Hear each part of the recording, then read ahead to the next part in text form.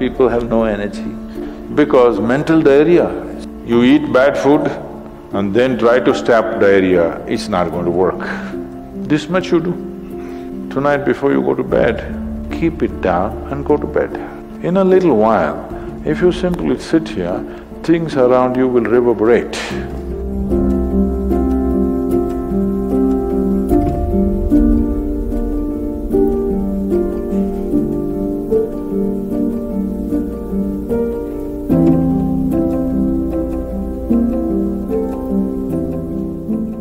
Is it possible to do it without using specific mudras, whatever?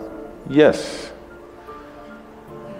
These are all small help, little assistance. You don't see a Shiva or a Krishna holding mudra and sitting like this, simply intense. Nor will you ever see me sitting like this. No, you will not see me practicing Shambhavi or this or that. If I just close my eyes for 20 seconds, I'm done.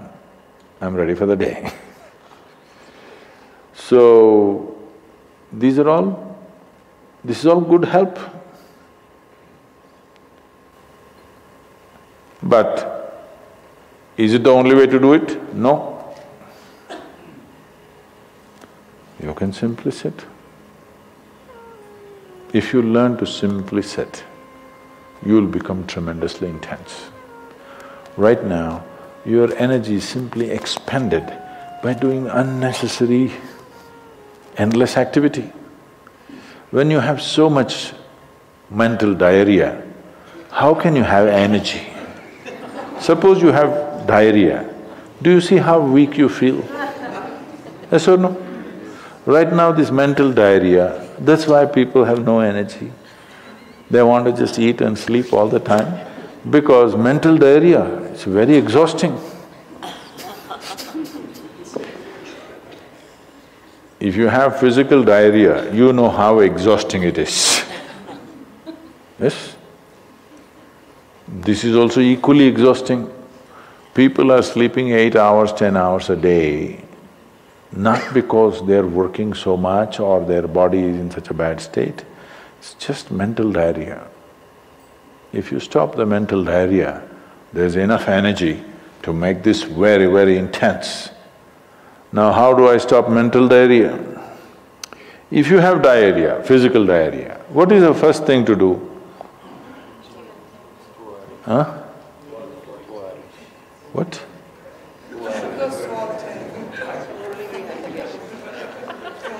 Yes, run to the toilet, I know that.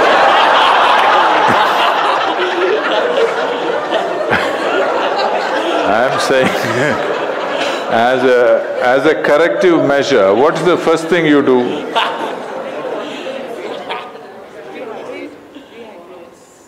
No, as a corrective measure, what is the first thing you do? First thing is stop eating, right? Yes or no?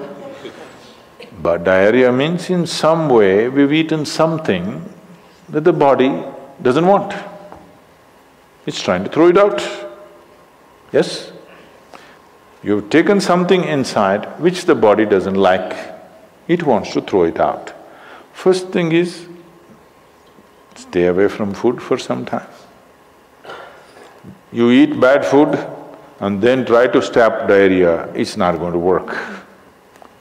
So similarly, bad food for the mind is just this. You have gotten identified with things that you are not. The moment you get identified with things that you are not, mental diarrhea is inevitable. It's bad food for the mind. Now it will run endlessly, do what you want. You do any damn meditation, you say Shiva, Rama, it's not going to stop. It's not stopped, isn't it? Because bad food is being eaten every day, you're getting identified with more and more things and you want to stop your mind, you do whatever kind of circus, it is not going to stop. If you disidentify with everything, if you understand what is you and what is not you, If you keep a little distance from that, mind will become still. If you want, you can use it, otherwise you can keep it. Now my hand is there, if I want I can move it, otherwise I can keep it. This is a useful hand. Suppose it starts jumping like this. You clearly know there is some kind of an ailment, isn't it? Yes or no? So if hand is jumping, you know it's an ailment.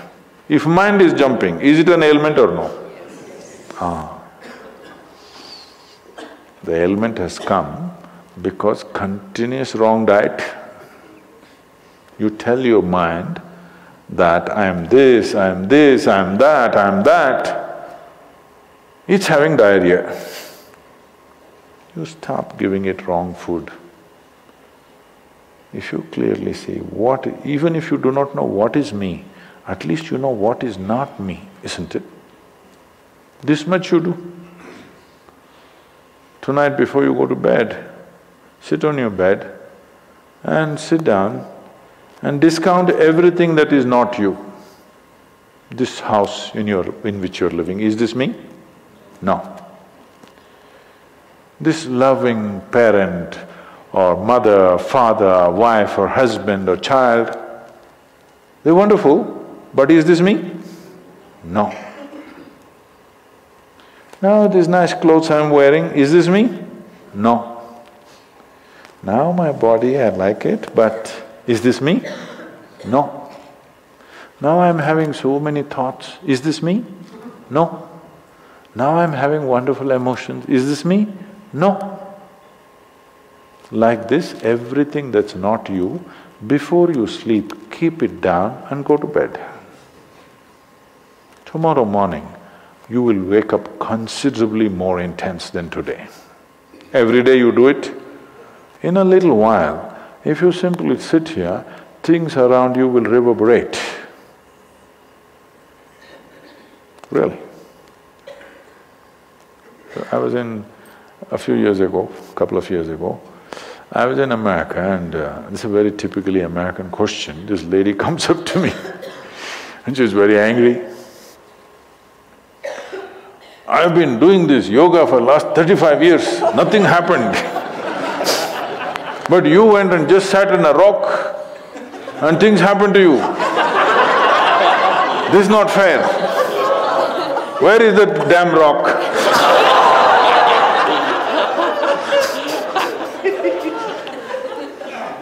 She thinks it's the rock which did it.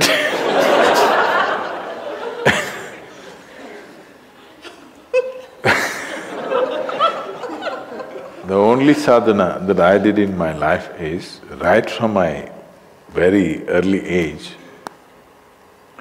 though I was very actively involved with everybody around me, I never identified myself with my parents or my siblings or my endless number of friends or the society or the religion or the country or anything around me. Never identified. Not that I was not involved, I was very involved, very active. Even today I'm very active and involved, but not identified. If you don't identify with anything, there is enough energy in this to become intense. See, I want you to understand, your life energy right now in this body, how many things it's doing here as you're sitting here? Hello, do you know the complexity of activity it is doing? Every cell in the body, your liver, your kidney, your damn spleen and all kinds of stupid things that we cannot even figure even today. Yes? Just see as you sit here, how many things this energy is doing. Obviously it must be intense to do all this. You are not able to experience it because of diarrhea. When you have diarrhea,